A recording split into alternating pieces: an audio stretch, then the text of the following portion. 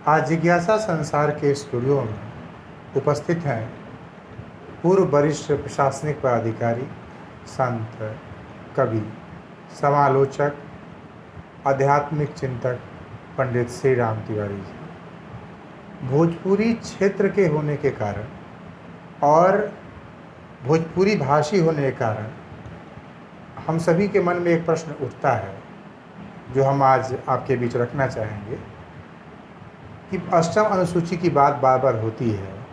आखिर वर्तमान में बिहार विधानसभा चुनाव में भोजपुरी कोई मुद्दा नहीं बन पा रहा है, इसका क्या कारण? देखिए, ये बहुत ज्वलंत प्रश्न आपने पूछा कि लोक भाषाओं के आधार पर ही जो श्रेष्ठ भाषा होती है, जिसको हम हिंदी कहते हैं, निर्मित होती है। उसका सारा सिटाडेल जो है, उसका किला निर्मित होता है।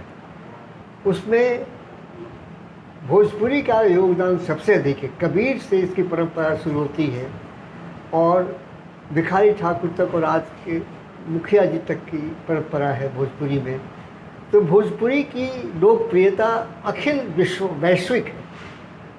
जैसा कि सबको पता है कि 5 राज्यों में, 5 देशों में ये राजभाषा भी है और अपने देश में ही भोजपुरी अनुच्छेद 8 में नहीं आ पा रही है, जबकि इसके पास एक परंपरा है, एक सशक्त साहित्यिक साधक है इसके पास। और सबसे बड़ी चीज़ है कि ये तमाम अपनी सरलता और सहजता के चलते, अपने मीठेपन के चलते यह समझी जाती है और बोली जाती है। हिंदी के स्तर पर इसकी मान्यता है। मैथिली और दूसरी भाषाओं में ये सौंदर्य नहीं है कि उसको सभी समझ सकें, लेकिन भोजपुरी का एक अपना ऐसा आत्मिक सौंदर्य है, अपने भीतर एक जिसको कहते हैं कि सौंदर्य की एक खान की तरह है, वो आत्मिक सौंदर्य है कि सब तक वो बात पहुंचा देती है भोजपुरी के माध्यम से। तो सवाल ये है कि आपका प्रश्न इसलिए ज्वलंत है कि राजनीति में हम लोग कमज़ोर हैं और दूसरे लोग भाषा क्षेत्र के जो लोग हैं वो राजनीति में मजबूत है। स्पष्टता यही दिखलाई पड़ता है। तो इसके लिए राजनीति की भी जरूरत नहीं है।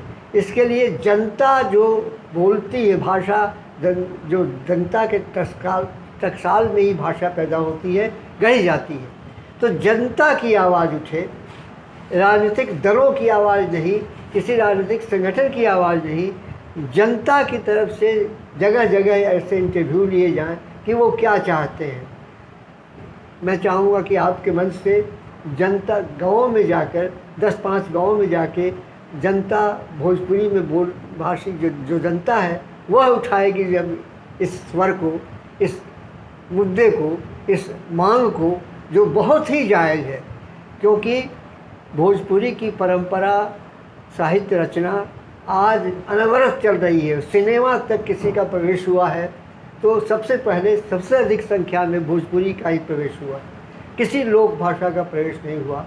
अन्य भाषा भाषी क्षेत्र जो हैं वो अपनी भाषा में भाषाओं का फिल्म बना, कन्नड़ है, तेलुगु है, फिल्में बनती हैं, लेकिन भोजपुरी ने हिंदी को इतना समृद्ध किया, हिंदी सिनेमा को इतना समृद्ध किया है और यह एक सिनेमा की लोकप्रियता का पर्याय हो गई है भोजपुरी भी, है ना।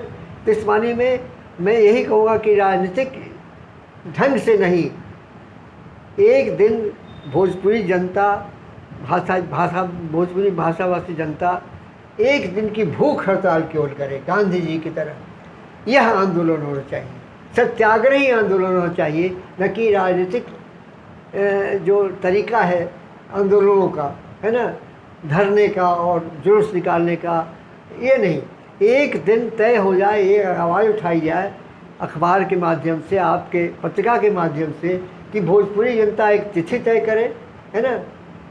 खास करके मैं चाहूँगा कि भोजपुरी सबसे हमारे भोजपुरी के जो सुप्रसिद्ध नायक हैं अभी, वो भिखारी ठाकुर हैं। भिखारी ठाकुर के जन्मदिन के दिन पूरे भोजपुर क्षेत्र की जनता, 22 करोड़ से 26 करोड़ बोलने वाली जनता उपवास करे और इसका जो असर होगा वह किसी भी राजनीतिक बुलंदी से नहीं होगा, राजनीतिक आवाज़ से नहीं होगा।